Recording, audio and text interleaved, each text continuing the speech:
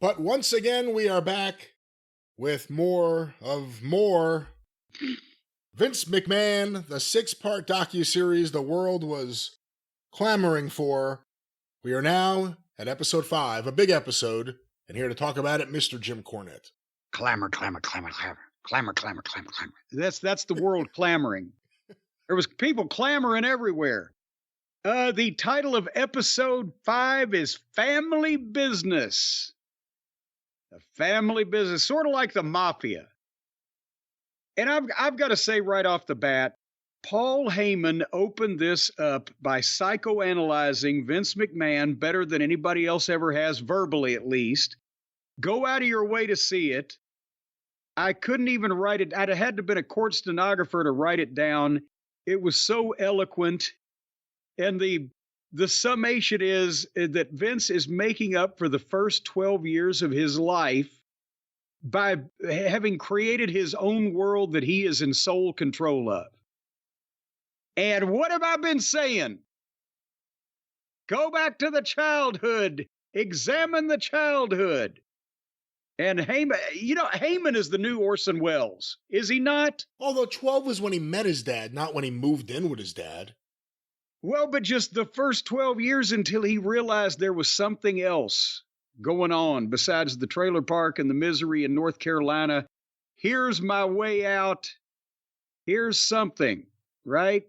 You know, Heyman has a very unique perspective because he's a very observant guy and he's a very smart guy, and he saw them interact before Vince was in charge. Him and his dad, I mean. So, I mean, he's seen a lot. Yeah, and the thing is, again, like I said, he's Orson Welles. It doesn't matter what the subject is now. You want to sell some cheap wine? Get Paul Heyman to talk about it. You got a sci-fi movie that can't get made anywhere, any other way? Get Paul Heyman to do the narration.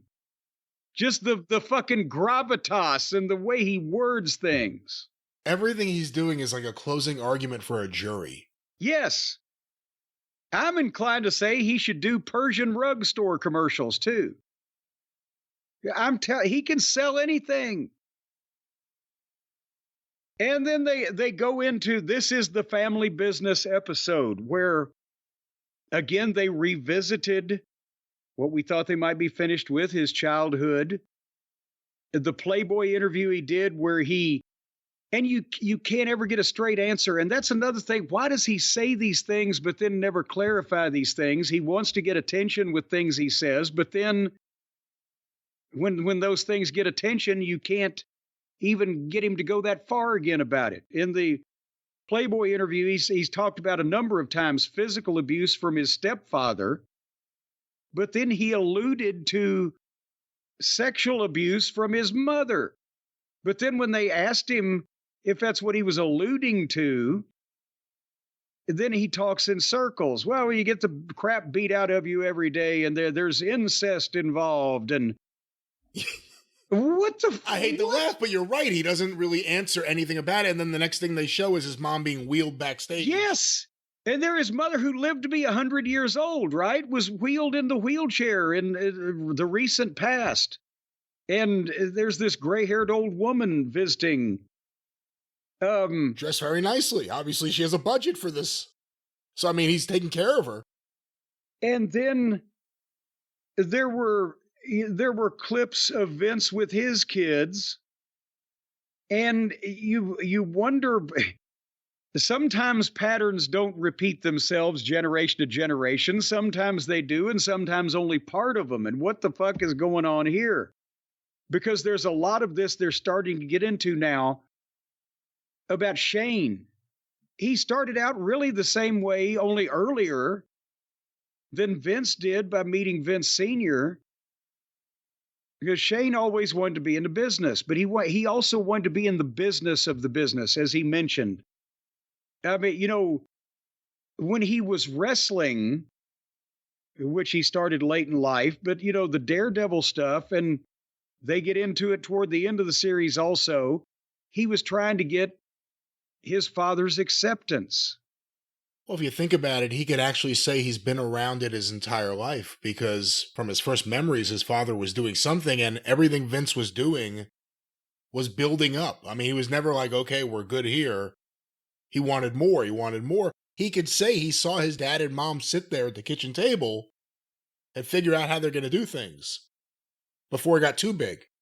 So, I mean, he has seen everything, and you can understand why the business, but the family business. I mean, to go to the name of the thing, his grandfather, his great-grandfather, his grandfather, his father, his mom, and it's all his dad does. No outside hobbies or anything. You can understand how he expected and why he had a desire to be there. And, we've talked about Shane a bunch here on the program as far as his early time in the office. And, they kind of bore this out in the documentary, is in that Shane is the nice one. Shane's the one that most everybody likes, but Stephanie had more aptitude for thinking about the wrestling business. And maybe part of that was, because of the Triple H influence to point her in some right. Because I was there when they both showed up. Shane was, as I've said, had the office down the hall, dribbled the basketball with one hand, on the phone with the other hand, energy for fucking miles.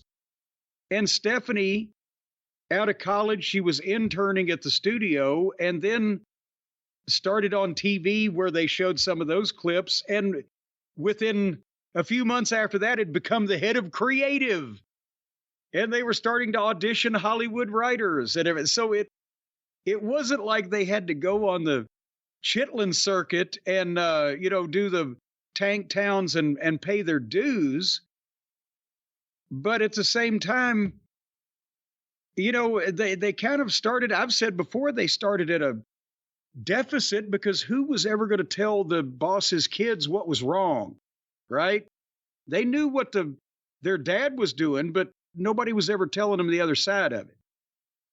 So they didn't have a clear picture from above, shall we say. Yeah, we've seen that in other McMahon family documentaries in the past where Shane says stuff about how like they were getting, record high ratings on TBS, but just because Ted Turner wanted to buy them, they had to go. Not that the ratings are going down. Bill Watts was beating them, and Ted Turner was going to kick him off the network. Yeah. I mean, it's what he grew up hearing. It's the version of history he heard growing up. Yeah, Vince wasn't going to come home and say, "Well, shit, they hate us in Atlanta." But anyway, and the footage of Stephanie doing the risque things on television, again, with modern eyes and with the allegations, accusations, and assimilations that have been made, boy, howdy. Vince encouraged her and Triple H. Was he trying to breed like a perfect wrestling executive grandchildren?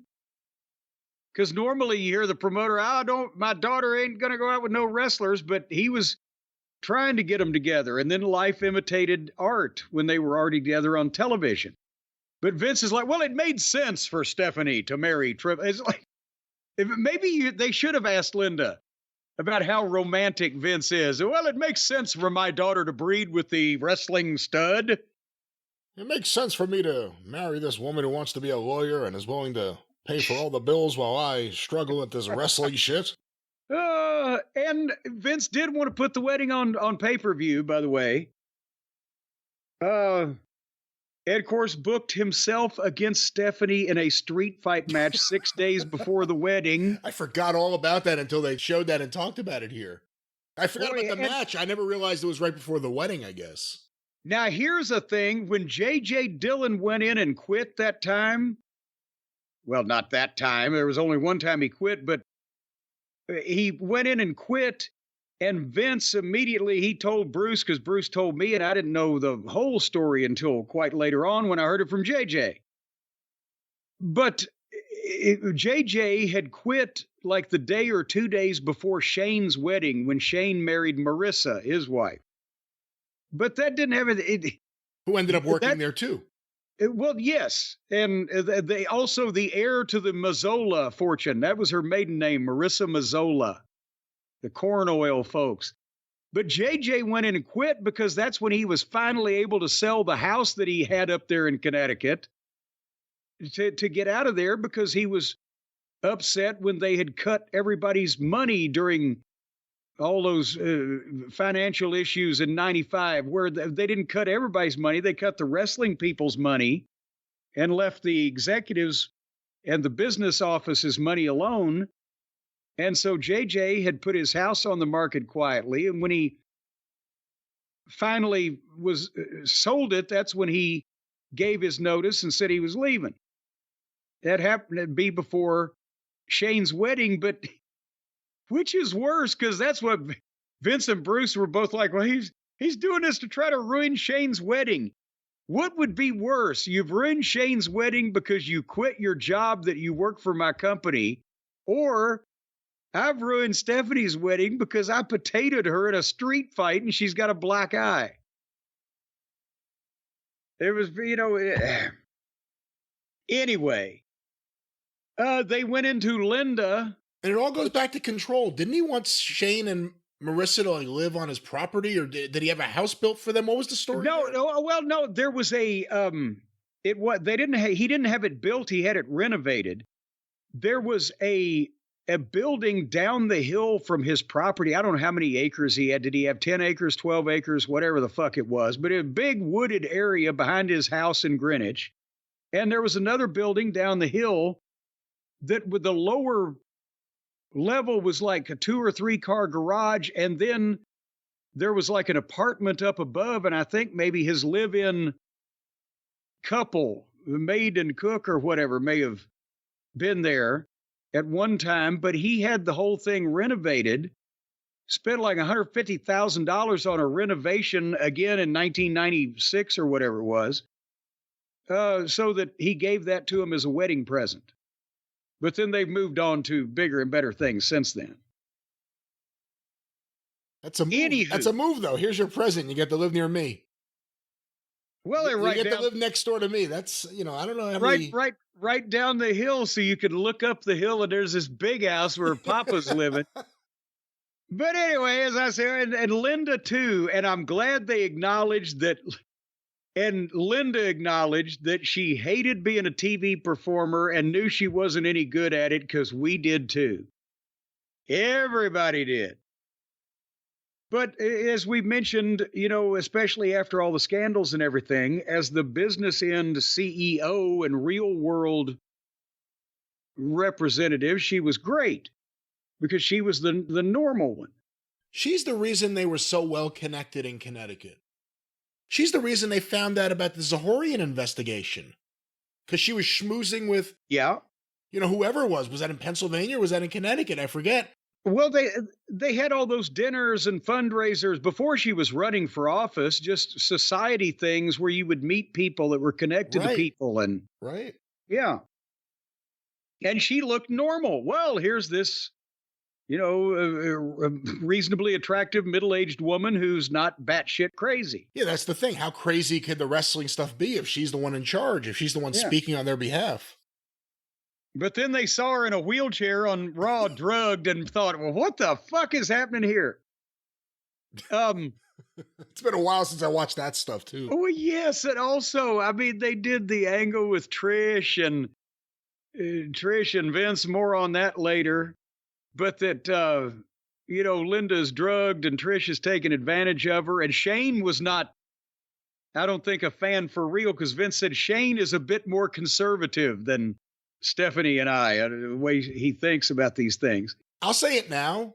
Shane McMahon came away from this looking like a really good guy. Honestly, you come away. I came away from this thinking, man, I really like Shane McMahon a lot. That's what I've been telling you. Nobody ever believes me until it's too late. And speaking of being too late. And his father was a dick to him for no reason. Well, yes. And see, nobody believes me till it's too late. But speaking of being a dick for no reason, God damn. The clip with Vince and Trish Stratus stripping and barking like a dog. I have not seen, I've mentioned De Niro and Pacino here lately. I've not seen either De Niro or Pacino get that worked up into a fucking scene. Because Because remember, this is one of those big gaps. I'd heard about it, and I think I saw the clip a while back, years ago, but watching it now with everything that's been said, what the fuck? And that if anybody had tried to do that on his television that wasn't him, he would have had a fucking epileptic seizure over it. I mean, I don't even know what to say. I mean, the intensity of the performance was on another level from him. Yes. The crowd reactions and feeding into everything. I mean, there's so many problems with the whole thing. Now, with that said, Trish Stratus has the attitude. That was the gig. That was my job, was to make them hate me so that when I finally turn, they'll like me. But well, it's really uncomfortable to watch that stuff, though. Yeah. Her quote was, when we did that scene, we knew it would all play out at WrestleMania and I would get my revenge. But when we did that scene, she's convinced herself that she's an actress. And that's probably the way that they got a lot of those fucking guys and girls to do a lot. Well, it's just entertainment. You're playing a character. It's acting. But Vince wasn't playing a fucking character. Vince was working some shit. It sounded like maybe Vince had either heard some of that shit before or had gone over it in his mind as something he would say if he got the chance. Yes, I agree with that. No, I completely agree with that. But again, you look at all this stuff now, and Vince McMahon's performance in any of the women's segments, knowing that later on at least, there were women that he was sleeping with who were talent. And then he would do these things. The Ashley Massaro example, I don't know if it was this episode or the next one. All of these things, and now you hear the allegations. You know, it's definitely some kind of deep-seated, weird thing he has with women. You know, going back to we don't know exactly what happened in the trailer with his mom. Does he blame his mother because of she is the one who brought the stepfather into his life? They didn't talk about it here, but one of his favorite things to yell was bastard. You know, you talk about things that he may have heard growing up. You have to wonder about a lot of these things now just because he's so fucked up on a cosmic level. You know, how many of these things and how many of these things that he acted out were things he witnessed? Well, anyway. That'll be in my documentary, ladies and gentlemen. The real Mr. McMahon. All right, Mr. Tarantino or Ken Burns over there. Here's one that I referred to earlier, but this is where it came up. Shane told the story of when he was a teenager, whatever, wrestling Vince, and Vince grabbed his fucking rib skin and fucking did something else and pulled his hair back or whatever. And Shane said, that's not fair, you cheated. And Vince said, that's what I do. I cheat and I win. Jesus Christ. Shane is basically, so my father taught me when I was a child I should cheat. And that's why I'm just thinking, that's why I said earlier, I'm so glad that I had actual parents and not Vince McMahon. Because what the fuck? I've said it before, but my father would have a conniption fit, as Mama Cornette used to say, if I went to him and said, I think I ought to cheat at something, much less teach it to me. Yeah, again, I came away from this. I see Shane as a sympathetic figure. Yeah. I see him as a good guy, as a sympathetic figure, and someone who, you know, his ideas may not have always been the best, but he was never really given a chance to. His dad wanted him under his thumb, but then he would dare him to do something while keeping him under his thumb. Yeah. And, you know, and they say it in another, it may be the final segment we've watched and recorded, but another one of Vince's favorite expressions that he gave to me one time.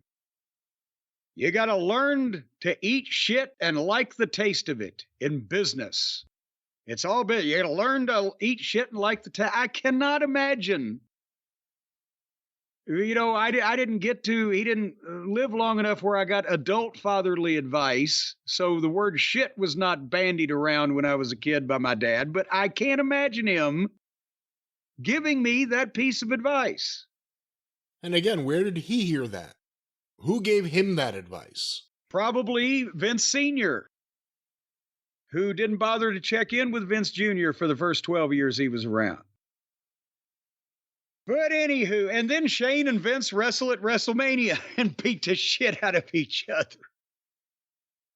And then they get to Sable, where there's all kinds of footage of Vince hitting on Sable. And I've again reported the times that I had to sit in the room with the two Vinces talking about Sable and what she might look like wearing white cotton panties and how gorgeous she was. But Vince made her a star, and then she sued him, which, you know, I think it was a bad example there because she wouldn't have made 15 cents in Chinese money doing anything else in the world in life. What other talent did she possess that wouldn't be paid by the hour as a cashier?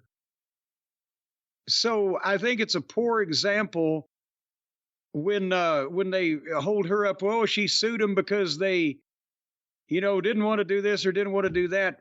She made a fucking $1 million 1 year off that Playboy deal.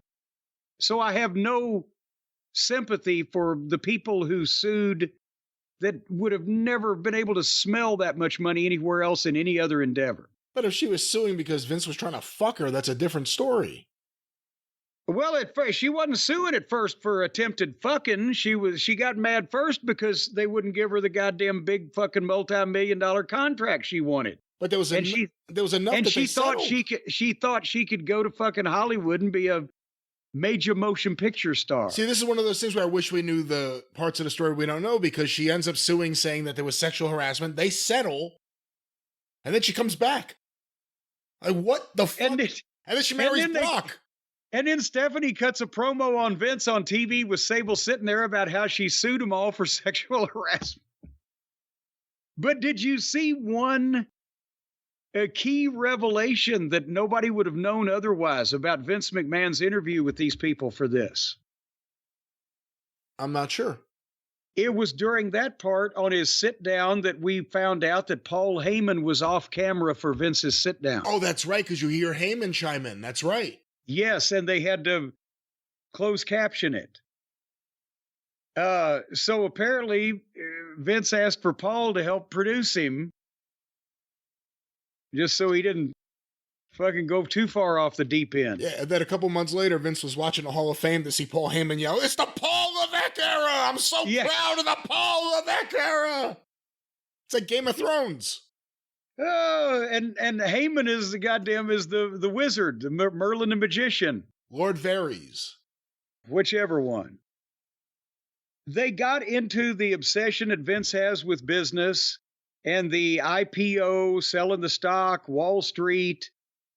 And Vince said that allowed us to go into different businesses. They showed the Debbie Reynolds Casino. They were negotiating on the Debbie Reynolds Casino when I was still on the creative team. So that was 3 years for the stock deal. And it was always a flop. It never went anywhere. They didn't even get into developmental. They didn't even get to develop the property, did they? Bought it and it sat there until they got rid of it. The restaurant flopped in Times Square. The XFL turned out to be horseshit. Vince's quote was, "This can't fail." And Bob Costas's quote was, "It was stupid and crude." They didn't even bring up WWE films. Remember that? I forgot about that. That's right. They had a movie studio and a record label. And Vince was trying to always break, and we already talked about the bodybuilding company. He was trying to break the perception he could only have success at wrestling. And did he ever? No. I'm thinking, what else? No. And he should have embraced that. Because you know what? A sick, demented pervert he may be, he was the best that's ever done it. Even if you don't like his style and the kind of wrestling he did, no one promoted it better or marketed it better than him. But meanwhile, the XFL drew the lowest primetime rating ever on network television for any program, apparently, according to Bob Costas at that time. Hence, Dick Ebersol doesn't talk to him anymore. And, then they talked about how Vince brings everybody back. Hulk, Brett, Sable, all the people, they didn't mention the unmentionables. They didn't mention Randy Savage or go into any of that at any point. Nails, no mention of Nails. Didn't mention Nails. They didn't mention that David Schultz was not welcomed back after he was the one to answer Vince's net that he cast out in the locker room. Boy, I wish somebody would. But then after WCW went under and was bought by Vince, business slumped. And Austin got disgruntled and had the bad neck. And Rock went to Hollywood. And Vince decided that he wanted some goddamn ruthless aggression. And that's when they started leading into the next era, which would become known as the Ruthless Aggression era, but it started with John Cena's promo to Kurt Angle and that whole deal. But again, it was because Vince just decides this phrase in his head is what the attitude he wants everybody to have, and he just keeps repeating it, and perception becomes reality. What about Vince's, some of his over-the-top ideas? Stephanie didn't want to admit the one where he was the one that got her pregnant. But then I can't even imagine pitching that to your own daughter. But it would only be the characters. Again, it goes back to what he described as his childhood, the incest, that he won't actually say exactly what it was, but that it was there. If you had a problem with that, if you had that happen, why would you write that back into your life? It's almost like, what do the kids call it? Projection? When you say something that you're actually doing, say somebody else is doing something that you're actually doing. Trump does it all the time. Maybe that's another reason he and Vince get along. Maybe Vince's version is he wants to say the shit out loud so that people will think it's part of the act. And then he's free to do it as a person. And I don't know. I don't know what's going on here. But it's very bizarre. Like, remember, I think I brought this up before. When Andre the Giant, the big angle they did after they went national, the first one with Andre, was John Studd, Ken Patera, and Bobby Heenan, because Andre was foolish enough to team with SD Jones, and that never did anyone any favors. They got rid of SD, beat the shit out of Andre, and cut his hair. That was when Andre's classic fro went away. And on commentary, the way Vince, and it's disturbing to hear it back, over and over again, rape him of his dignity. There's some shit he has heard somewhere that's inside of him that comes out for real in a lot of this stuff. Especially when, it was with him and Shane, and I'm trying to think, was it the last segment or was it the last episode of this one? But maybe in this one where they were setting up the thing with, it was when Shane came back. So it's in the next one, but they end with Shane and Vince's relationship here, where in the middle of him and Shane doing a face-off, Vince, to plug their WrestleMania match, Vince loses his train of thought or train of promo for a second and just gets up with the microphone on and everything in Shane's face and goes, "I'm going to give you a fucking beating." What the? Yeah, what the fuck was that? Yeah, it was. It's like a flash of goddamn real. It's like a real life Wyatt video where instantly the fucking transmission breaks and suddenly I'm going to give you a fucking beating. And he's back to Captain Howdy or whatever. But Shane wanted to be his dad. He wanted to buy the UFC. He wanted to run the WWE one day. He wanted to be a promoter. He wanted to, have it run in the family. Vince didn't get shoots at all because he couldn't control them, and he didn't think that the talent as they say. The fighters looked like stars, and he didn't like not being able to own all the characters, all the intellectual property. Shane was more of a real sports fan, so he could see the element of coolness that mixed martial arts had and was going to have with people, but he couldn't get Vince to go for it. And even Bonnie Hammer said, I never knew Shane's status or what their relationship was really like. And finally, they left this episode with Shane seeing that Vince was never going to step aside, or even give him a boost up to be like number 2. And that's when he gave notice and left to go out and do some of his own things. And at the time, Shane was the heir apparent. Remember, there was that cauliflower alley on the East Coast. And Lou Thez gives Vince an award that says, to Shane, I work for your grandfather, I work for your father, I hope one day I get to work for you. Yeah. I mean, he expected it, and you can understand why Vince didn't do anything to help him break out. And even, I guess it was the next episode, we'll talk about it in that review, the story that Paul Heyman told, about Vince taking the knife and, go do what I did, buy out my dad. Yeah. You forget, once again, Vince didn't buy out his dad. It was a sweetheart deal.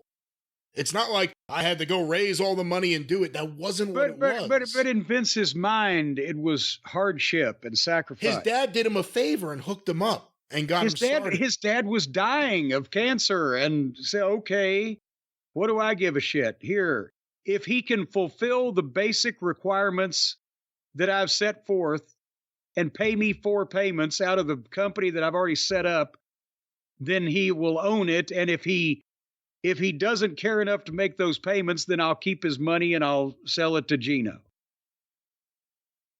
But that's not exactly a God. Oh, I've got to move heaven and earth to make this work. But that's the thing. But he did nothing. But I guess Shane needed a little bit of help from his dad, both in terms of encouragement in any way. Yes. Or in terms of some, financial backing or just some kind of backing to get something going. Well, and also Stephanie wasn't any smarter to the wrestling business than Shane was, but Stephanie was living with or traveling with or being with, in whatever biblical fashion, a guy that really knew the wrestling business, Triple H, that had studied everything and had learned politicking from some of the best also. So she had an advantage that Shane didn't have, but that Vince didn't have to provide either. Otherwise, then Vince encouraged, oh yeah, you ought to go out with a guy like Triple H. That's my kind of guy. They'd be best for business. So yeah, and that's the thing, is that Shane didn't get. I think Vince maybe thinks in his mind that he's, tough love motivating these guys or his kids to, go out and do what he did and take some risks and everything. But it's what's in his mind, sometimes not necessarily transferable or applicable to the real world. And it also seems that Stephanie, not to say that she didn't have disagreements with her dad before the end, Stephanie played the game, and Shane was always looking for a way not to play the game, but to have his own game. And Stephanie rose up pretty quickly. And then Stephanie got her own game. Once again, suck it! But, yeah, wherever we were going, that's the big ending. Any closing... That's the big ending. Suck it. Any closing thoughts on family business? Shane McMahon's been in the news lately as we are recording because of the photo of him with Tony Khan. We'll talk about it on the next show, a photo of him now with the Young Bucks. People talking about the idea of Shane McMahon appearing again on the national wrestling stage. I think he came across in this as a figure that everyone would kind of want as their friend.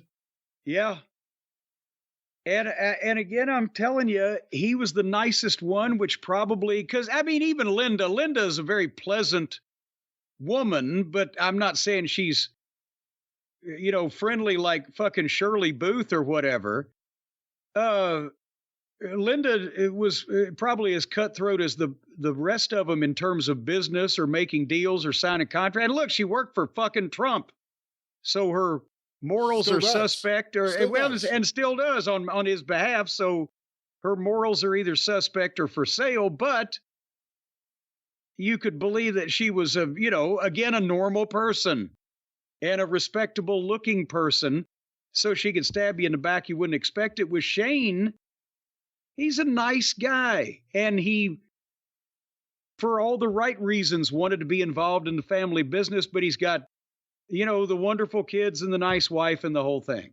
And he doesn't need to put up with all this bullshit. See, the problem, too, is as a Vince McMahon docuseries where we're supposed to learn about Vince McMahon, Mr. McMahon, we learn more about the Shane-Vince relationship than anything else. We really have no insight into everything with him and Linda. It's not a secret. They've been living separate lives for a very long time. She's in Florida. He's in Connecticut. And you would never know that they've spent a minute apart from this documentary. Right? There's no insight into anything about their relationship at all. There was 4 or 5 pictures of them together when they were younger. When they were younger? They were shown on screen. Yeah. For this 50-something year marriage. There's stuff there, but there's like a lack of deep substance for a lot. I mean, the Shane stuff was pretty deep. It explains a lot of Shane McMahon. I guess it answers a lot of questions about things he did and directions he went. And episode 6 is going to flesh that out more as we build to the big finale. Well, we will build to that big finale. Let's get this going. Yeah, boy. Right now, we will be back right after this.